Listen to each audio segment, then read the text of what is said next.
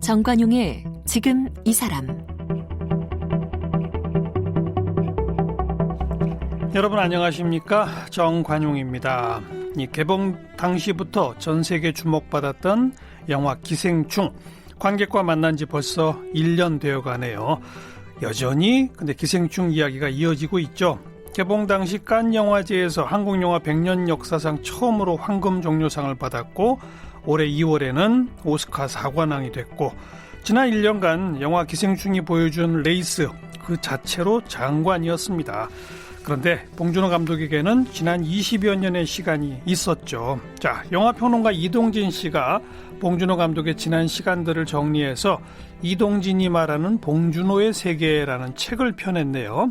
한국 최고의 영화평론가로 불리는 이동진 평론가를 함께 만나보겠습니다.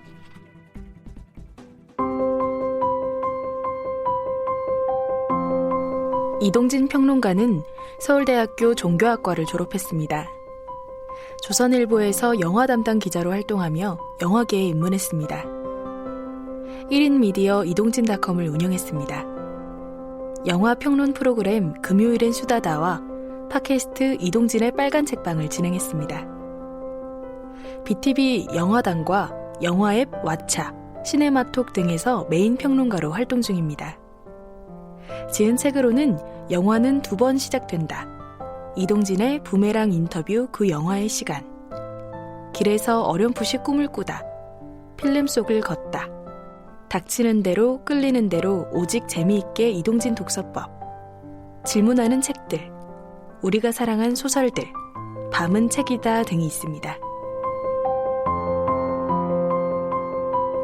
네, 영화평론가 이동진 씨, 어서 오십시오. 네, 안녕하세요. 네, 올해는 칸느 영화제 해요, 안 해요?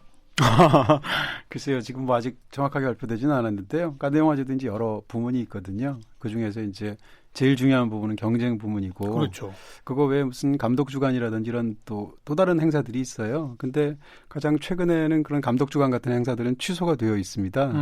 근데 지금 현재 메인 그 부문이라고 할 수 있는 경쟁 부문에 대해서는 아직 발표하지 않았거든요. 네. 근데 지금 상황으로 보면 쉽지는 않을 것 같은데요. 사람들 안 모이고 그냥 영화제만 할 수는 없나요? 출품하고 상만 주고 이렇게. 네, 그 영화제 자체가 칸느 영화제는 그 상을 주는 것도 중요하지만 또 같이 또 하긴, 맞아요. 시장이 또 열리거든요. 그렇죠. 칸느 마켓이 열리는데요. 마켓 속성 자체가 거기서 이제 비즈니스를 하기 위해서 또 만나야 되는 부분들도 있어서 어떨지 잘 모르겠습니다. 그래도 출품들은 다 돼 있죠. 지금 가장 바쁜 시간일 거고요. 보통 이제 바로 직전에 4월쯤에 보통 발표를 하고 5월에 이제 행사를 시작하니까요. 예. 네, 다음에 어떻게 될지 모르겠습니다. 우리 작품, 한국 작품들도 여러 또 갔나요? 네, 근데 많이들 이렇게 했겠지만 아직 결과가 나온 것은 아니고요. 결과가 나오기 전까지는 사실 그 상황을 알 수가 없죠. 네. 근데 뭐 예를 들어서 작년에 노벨 문학상도 한 해를 건너뛰었잖아요. 그랬죠. 그래서 2년을 한꺼번에 치렀지 않습니까? 맞아요. 그런 어떤 유사 사례들이 있어서 이 칸느 영화제가 어떻게 그럴 될지. 수도 있겠네요, 이번에도. 네. 작년 5월에는 칸느에 가셨었나요, 혹시? 아닙니다. 칸느 영화제 직접 가진 않으셨고? 네, 한 10년 된 것 같은데요. 그러셨어요. 네. 기생충 수상은 그 당시 예상하셨었어요? 아니요. 그러니까 사실 이제 모든 상들이 결과가 나오고 나면 그것이 이제 다 모든 게 다 그렇게 될 것 같은 그런 조짐들이 수도 없이 있었던 것으로 보이지만, 결과가 나오기 전까지는 사실 그걸 그렇게 예측하기는 굉장히 어려운 거고요. 예. 다만 칸느 영화제 같은 경우에 최종적으로 심사하는 날 이전에 보통 데일리 뉴스라고 해서 스크린 데일리 같은 잡지를 비롯해서 이런 어떤 그 여러 개의 잡지들이 이제 평점 같은 걸 발표해요. 네. 물론 심사위원들은 아니고요. 근데 그런 그 평점들이 매일매일 중계되듯이 나오거든요. 하루에 2편씩 경쟁 부문의 영화들이 상영이 되는데, 그러면서 한 20여 편을 레이스를 하는 거지 않습니까? 그걸 보다 보면 이제 대충 감은 잡히죠. 그렇지만 어떤 영화가 어떤 상을 받을지 이런 것은 예측하기가 어렵죠. 그런데 어쨌든 황금종려상의 최고상을 수상을 했고, 네. 그게 이제 금년 그 오스카로까지 쭉 국제상을 휩쓰는 레이스가 쭉 펼쳐졌잖아요. 그렇죠. 모두 네. 뭐 몇십 개를 탔다던가요? 뭐 상의 개수는 그렇게 중요한 게 아닌 것 같고요. 예. 사실은 이제 뭐 우리나라에도 영화상이 여러 가지가 있고 영화제도 여러 개가 있고 국제적으로도 마찬가지인데요. 근데 일단 저는 그냥 그렇게 얘기하고 싶습니다. 이제 영화상, 영화제라는 게 어떻게 보면 가장 엘리트적이고 그러면서 이제 작가적인 영화의 어떤 가장 세계에서 시선을 집중시키는 영화제가 이제 유럽의 칸 영화제가 있고요. 예. 반면에 이제 가장 대중적으로 파워도 막강하면서 산업에도 거대한 영향을 미치고 사람들이 누구나 알고 궁금해하는 그런 영화상으로 아카데미 영화상이 있거든요. 미국의 오스카. 예. 네. 근데 이 양쪽을 다 받았다는 거죠. 그렇죠. 그런 측면에서 이런 경우는 지금 한 수십 년 전에 마티라는 영화 정도 있거든요. 네. 그러니까 그렇게 양쪽을 다 제패했다는 것 자체가 사실은 굉장한 장관이죠. 작품성과 대중성.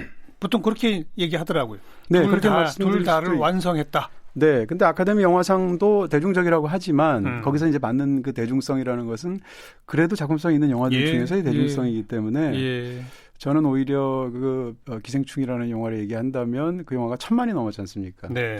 그러니까 1,000만 명이 넘는다는 것은 뭐 굉장한 대중성이 있어야 가능한 거고 그런 면에서 대중성은 오히려 관객 동원으로 증명되는 게 아닌가. 외국에서도 흥행 성적 괜찮죠? 네, 지금 일본도 그렇고 미국도 그렇고 한국 영화 역사상 가장 큰 흥행 성적을 거두었습니다. 네. 지금까지 봉준호 감독이 만든 작품 가운데서도 우리 이동진 씨가 보기에도 기생충이 최고입니까? 그건 좀 얘기가 다를 것 같은데요.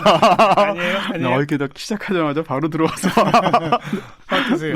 아니요, 저희가, 일단 저는 사실 이제 이런 질문에 대해서 약간의 저항감을 갖고 있는데요. 왜냐하면 기생충이 워낙 거대한 성공을 거두어서 거기에 대해서 이제 어떤 동료들이라든지 혹은 매체들이라든지 이럴 때 기생충이 과연 봉준호 감독의 최고작이냐 이렇게 이제 묻는 견해들이 많습니다. 근데 물론 재미있는 질문이지만 저는 꼭 최고라야 이렇게 즐길 수 있는 것은 아닌 것 같고요. 그다음에 봉준호 감독처럼 탁월한 감독이 있다면 그 작품의 그 세계 속에서 어떤 것이 조금 더 좋은 건지를 그 미세한 차이를 따지는 거는 사실은 저는 큰 의미가 없다고 생각하고요. 기생충은 굉장히 훌륭한 영화이고 다만 개인적으로 기생충보다 더 좋아하는 봉준호 감독 영화가 있는 건 사실입니다. 뭐예요? 저는 마더입니다. 네. 참 대단한 작품이죠. 마더도. 그죠? 네, 좀 이상한 작품이고요. 이상하고. 네, 봉준호 감독에게는 굉장히 보편적으로 할 말을 아주 설득력 있게 할 수 있는 그런 어떤 대중적인 스피커로서의 탁월한 면이 있고요. 그 다음에 또 이제 누구도 이해 못하는 그 예술가만의 굉장히 기이한 측면이 있어요. 뭐죠? 이제 말하기는 굉장히 여러 가지일 텐데요. 근데 이 두 가지가 결합해서 봉준호라는 훌륭한 예술가를 만드는 건데 후자 쪽으로 극대화된 영화가 제가 생각할 땐 마더인 것 같아요. 그걸 좀 용어로 설명해 주세요. 후자. 예를 들면 그 영화에 담겨 있는 성적인 요소 같은 것들도 있고요. 마더라는 영화에. 그 영화가 담고 있는 이상한 뉘앙스들 같은 게 있어요. 근데 그런 것들은 다루기가 굉장히 어렵고 이게 좀 약간 말씀이 좀 이상한데 모든 예술가가 다 그렇겠죠. 예술이라는 것은 그 감독, 창작자가 의도한 어떤 예술적인 사항 같은 게 있을 거고요. 네. 거기에 대해서 그것을 직접 실행할 때 생겨난 어떤 일종의 우연적인 토양 같은 게 있을 거예요. 그 결합돼서 항상 예술은 그 사이에서 저는 나온다고 생각하거든요. 예. 근데 봉준호 감독 경우에 후자가 가장 강했던 영화가 제가 볼 땐 마더 같아요. 그런 측면에서 봉준호 감독은 자기의 작품 세계를 완벽하게 장악하는 스타일의 뛰어난 감독인데 완벽하게 장악한다 하더라도 예를 들면 날씨까지는 부릴 수 없잖아요. 그다음에 배우의 기분 같은 거 부릴 수 없지 않습니까? 그렇죠. 그다음에 예술가는 자기가 아는 것만을 만드는 게 아니라 때로는 모르는 게 이게 뭐지 하고 탐구에 들어가기도 해요. 그런 측면에서 가장 독특했던 작품이 마더인 것 같습니다. 그 작품은 봉 감독이 이 작품을 구상하고 시나리오를 쓸 때부터 김혜자 씨를 염두에 두고 한 거라면서요? 네네. 그랬을 겁니다. 이제 보통 어떤 감독들이 시나리오를 쓸 때 그렇게 완전히 염두에 두는 작품이 있고 아닌 경우도 있는데 예를 들면 시에서 윤정희 씨를 캐스팅한 이창동 감독의 예라든지 지금 말씀하셨던 마더에서의 김혜자 씨를 캐스팅한 예라든지 이런 것들은 그 배우가 아니면 사실은 소화하기 어려운 측면이 있죠. 왜냐하면 김혜자라는 배우가 갖고 있는 한국에서 어떤 막강한 위치가 있지 않습니까? 특히 김혜자 한국에서는 김혜자 씨 자체가 모성 장르를 상징하거든요. 예. 한국인의 어머니 이런 느낌이지 않습니까? 그런 이미지를 갖고 와서 모성에 대해서 정반대로 뒤집는 게 그 영화의 목적이에요. 그러니까 만약에 연기력이 아주 뛰어난 김혜자 씨 같은 또 다른 배우가 있다 할지라도 그 배우를 데리고 오면은 그 뒤집기가 굉장히 힘이 약해지겠죠. 왜냐하면 기성의 어떤 그런 관객들한테 전달된 힘이 좀 떨어지겠죠. 그렇겠죠. 네. 마지막 장면인가요? 김혜자 씨가 이렇게 춤추던 장면 맞죠? 네. 저도 막 지금 눈에 선하게 떠오르네요. 예, 그 장면이 워낙 명장면 중에 명장면이고요. 더 훌륭한 거는 그 장면이 첫 번째 장면하고 연결이 된다는 거고요.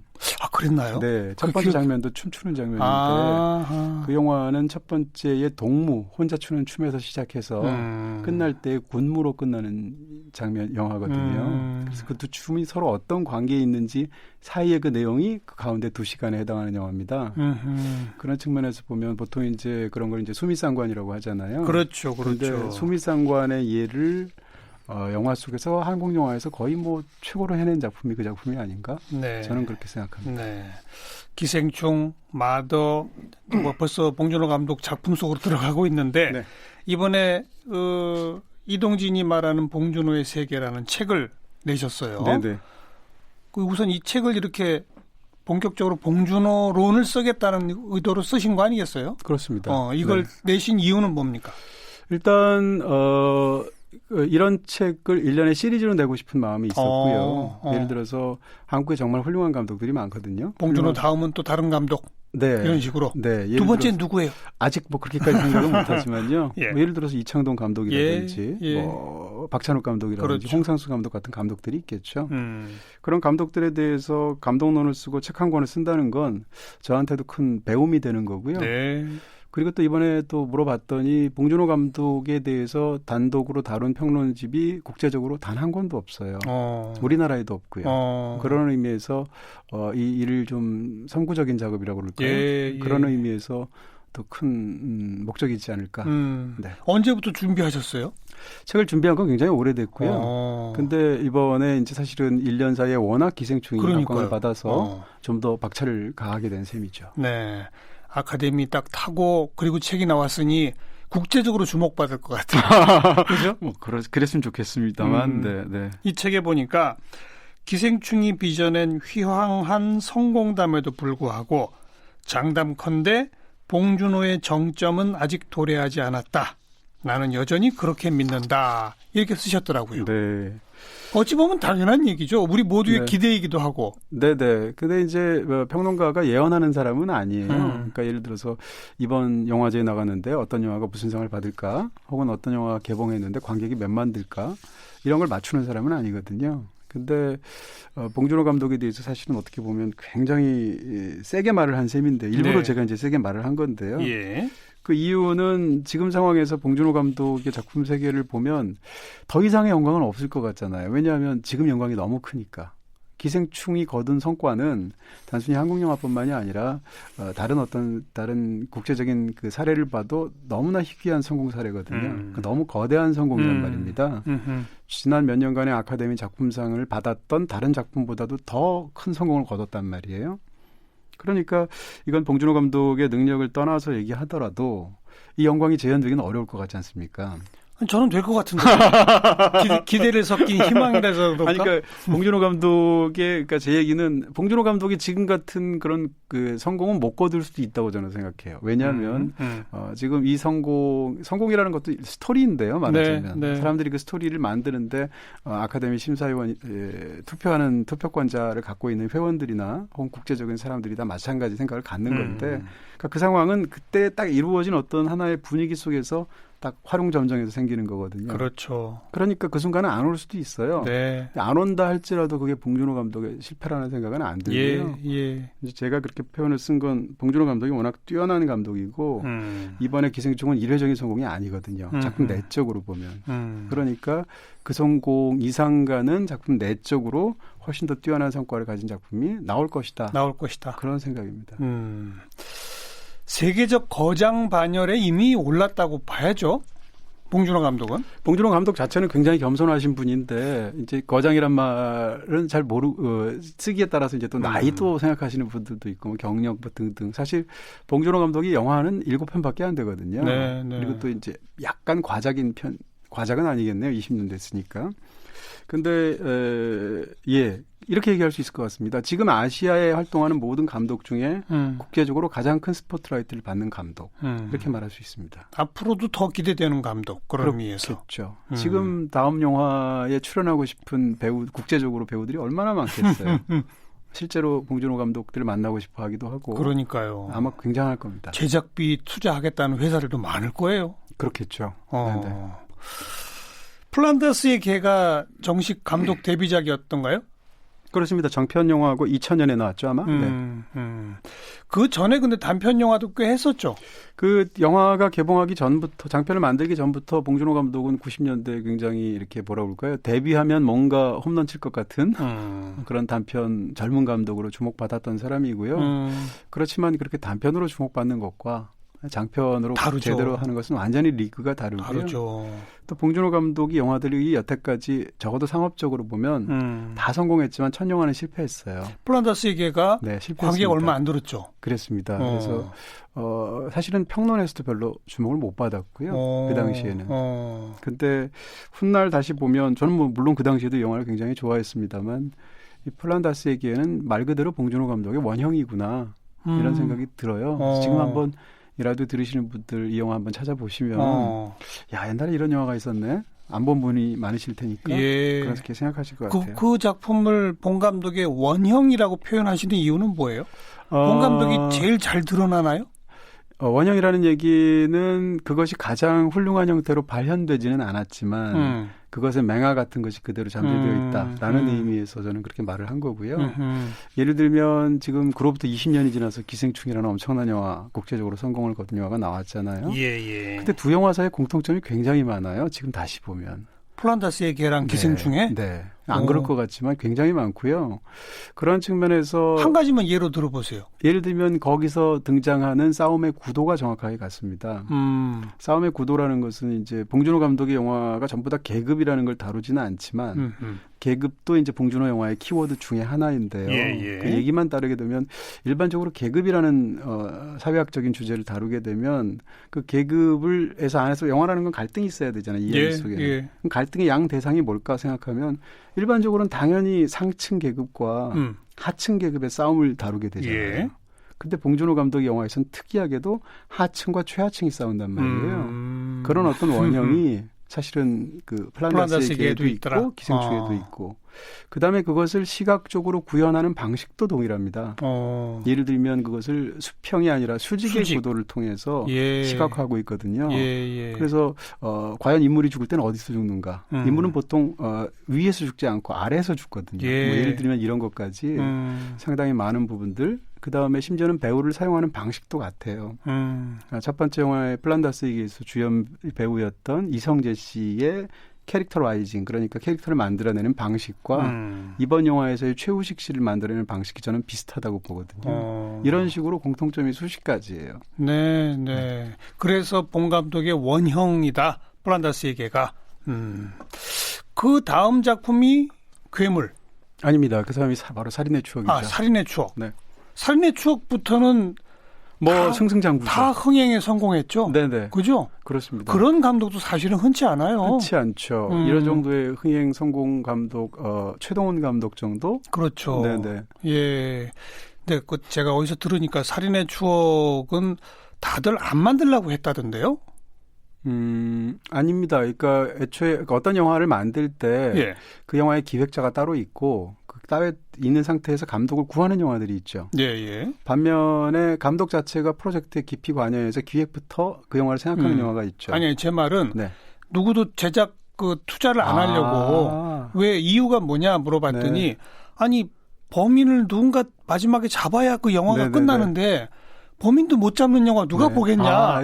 뭐 이래가지고 흥행에 참패할 거라고 우려해서 투자를 서로 안 하려고 했다는 얘기를 들었어요. 네. 제작사는 첫 번째 영화랑 같아서 사이더스라는 영화에서 만든 건데요. 그때 말씀하신 부분은 맞고요. 그래서 이제 살인의 추억이 더 놀랍기도 하죠. 그러니까 이렇게 말하자면 이제 보통 우리가 장르로 얘기할 때 예. 그런 걸 보통 형사 버디무비라고 하거든요. 예, 두 명의 서로 대조적인 성격을 이루는 형사가 등장해서 예. 사건을 해결하는. 예. 근데 그런 영화인데 지금 말씀해 주신 것처럼 온 국민이 결과를 다 알잖아요. 범인이 그때까지는 안 잡혔었고 화성 연쇄살인 사건이고 네, 네. 그러니까 관객한테 무거운 돌덩이 하나를 가슴에 얹어주면서 끝나는 영화인데 그러니까 궁금하기만 하고 그냥. 그렇죠. 그러니까 놀라운 것은 그런 영화를 만들어서 성공했다는 거죠. 봉준호 감독이랑 여러 번 만나셨죠? 인터뷰도 여러 번 하셨고. 네네. 그죠? 봉준호 감독하고 다른 우리나라의 감독들하고 구별 짓는 제일 큰 특징을 꼽는다면 뭘 꼽으시겠어요? 일단 생각나는 건 유머네요. 유머. 네. 근데 보통 유머를 일반적으로 관객을 웃기려고 만드는 거잖아요. 그리고 이제 영화를 재밌게 만드는 당의정 뭐 이런 느낌인데 봉준호 감독은 유머가 핵심인 것 같고요. 가장 처연하고 비참한 상황에도 어떤 식으로든 유머가 빠지지 않아요. 그러니까 이것은 단순히 영화를 재밌게 만들어야겠다가 아니라 그런 유머 속에 사실은 어떤 유머라는 것은 뭐라고 그럴까요? 예상대로 들어가면 유머가 안 생기잖아요. 이 허를 찔러야죠. 그렇죠. 그러려면 허가 찔려야 되고 이래야 되는데 그 유머, 봉준호 감독의 유머는 그 자체로 인간이라는 존재가 얼마나 미스터리하고 우스꽝스러운지 혹은 세상은 얼마나 부조리한지 이런 것하고 관련이 있거든요. 부조리하기 때문에 우리가 예상하지 못하는 세상에 이상한 틈 같은 게 있잖아요. 근데 거기에 인물이서 미끄러지는 순간이 말하자면 봉준호의 유머거든요. 예. 그런 순간은 굉장한 것 같아요. 유머. 거의 본능인 것 같고요. 예술가로서. 그리고 모든 걸 머릿속에서 다 기획하고 준비한 다음에 만드는 사람 이렇게 보통 표현이 되더라고요. 네. 물론 그 말씀드린 대로 현장에서의 우연이나 이런 게 있지만 다른 감독에 비해서 확실히 그렇죠. 그렇죠. 네. 확실히 그 영화를 만들기 전부터 머릿속에 영화 한 편이 그렇죠. 거의 완성된 형태로 담겨 있죠. 첫 장면부터 마지막 장면까지. 네. 시나리오도 자기가 쓰고. 그렇죠. 콘티도 그리거든요. 콘티를 자기 스스로 그린다면서요. 네. 만화를 그렇게 잘 그려요? 이제 연세대학교 출신인데 학교 다닐 때 학보사에서 만화까지 그렸습니다. 시사 만화를. 그럴 정도로. 그러면 네. 연세대학교 대학 신문에 직접 그렇습니다. 봉 감독의 그 그림이 네네네. 다 있었어요? 만화 4컷짜리 만화를 시사 만화를 그렸고요. 그러니까 봉준호 감독은 본인 스스로가 자기가 약간 그 만화가로서에도 유전자가 있는 것으로 설명을 하고요. 유전자라기보다는 특성이. 예. 그래서 실제로 만화를 좋아하기도 하고 설국열차라는 영화는 원작이 만화이기도 하고 이런 식으로 기본적으로 그쪽에 굉장히 익숙하신 분이죠. 네. 그리고 실제 콘티 한 장 한 장을 자기가 그 만화로 딱 그려놓은 게 실제 영화랑 거의 똑같아요? 당연히 다른 점이 있지만 예. 일반적인 감독에 비하면 그렇죠. 네. 물론 똑같지는 않죠. 똑같다면 영화를 사실은 만들 필요가 없지 않습니까? 그러면 이제 콘티를 잘 짜서 만화로 발표하면 되는 거잖아요. 배우들은 되게 좋아할 것 같아요. 이런 만화로 된 것까지 보고서 네. 임할 거 아니에요. 촬영 현장에. 예, 다른 영화들도 이제 콘티를 만드는 경우는 있는데 거기에 대한 장악력과 감독이 어디까지 관여하느냐의 부분이 있을 텐데요. 그런 걸 떠나서 거의 대한민국의 모든 배우는 봉준호 감독이랑 함께하고 싶겠죠. 일단 감독 자체가 사실은 이 영화 현장에 가면 정말 엄청나게 힘든 일들이 많거든요. 그런데 기본적으로 화를 안 내는 사람이고요. 인격이 굉장히 훌륭한 것으로 평가를 받고 있고요. 물론 그 봉준호 감독에게도 이상한 부분이 있겠지만 그런 식으로 충무로에서 거의 모든 사람이 봉준호 감독을 좋아해요. 인간적으로. 거기다가 그 감독이 만들어낸 세계가 이렇게까지 훌륭하게 각광을 받는데 어떤 배우라고 안 들어가고 싶겠습니까? 예. 예를 들어서 홍상수 감독 같은 경우는 그냥 촬영 현장에서 한번 알아서 해봐요. 뭐 이런 식이라면서요. 어찌 보면 그렇지 않습니다. 아닌가요? 네, 아니에요. 오히려 반대일 수 있어요. 그래요? 네네. 홍상수 감독 영화가 이제 우리는 우리 주변에서 흔히 보이는 것들을 리얼하게 그대로 담아낸다고 생각하잖아요. 근데 이제 영화 감독 중에 너무도 유명한 장르익 고다르라는 감독이 있어요. 그 감독이 뭐라고 얘기했냐면 영화는 현실의 반영이 아니라 반영의 현실이란 말을 했거든요. 저는 이제 그 말을 딱 믿는 사람인데요. 홍상수 감독의 영화가 그냥 우리가 주변에서 술 먹고 술자리에서 벌어진 일들을 고스란히 그대로 옮긴 것 같지만 우리의 술자리를 고스란히 그대로 누군가 촬영해서 옮긴다고 홍상수 영화가 되지 않아요. 그렇겠죠. 네, 그런 의미에서 근데 그것은 굉장히 어려운 일이거든요. 다시 말하면 홍상수 감독이면 오히려 더 현장에서 애들립 같은 것을 극도로 제한합니다. 정반대고요. 그래서 예를 들면 대사에 쓰이는 어투를 바꾼다거나 입이 잘 안 맞으면 바꾸기도 하잖아요. 예. 그런 것도 허용을 잘 안 해요. 그래요? 네, 그러니까 오히려 굉장히 현장이 그렇게 자유롭다고 생각하는 것은 연출 과정이 자유로운 거지 그런 부분에서 배우 보고 완전히 맡기고 이런 타입이 아닙니다. 좀 잘못 알려져 있네요. 그렇죠. 왜냐하면 홍상수 영화를 보면 그냥 막 치는 것 같잖아요. 그러니까요. 근데 그게 아까 말씀드린 것처럼 현실의 반영이 아니고. 다 계산이 돼 있는 거로군요. 그렇습니다. 반영의 현실인 거죠. 다 계획이 있군요. 그래서 봉준호 감독하고도 통하네요. 네. 그러네요. 말씀해 주신 거 보면. 제가 그러니까 봉준호 감독의 정반대 쪽으로 홍상수 감독을 이야기하려고 했는데 그게 아니네요. 아니요. 두 분은 굉장히 다른데 지금 말씀해 주셨던 그 지점에서는 사실은 알려진 것하고 달리 홍상수 감독이 배우에게 팍 맡기고 알겠어요. 그런 것은 아니다. 네. 오늘 봉준호 감독 이야기 오늘 하루로 안 될 것 같고요. 내일 좀 마저 이야기 듣도록 하고. 제가 책을 500페이지 썼으니까요. 이동진 평론가가 봉 감독 영화에 삽입된 곡 중에 제일 좋아하는 곡이 하나 있다고요?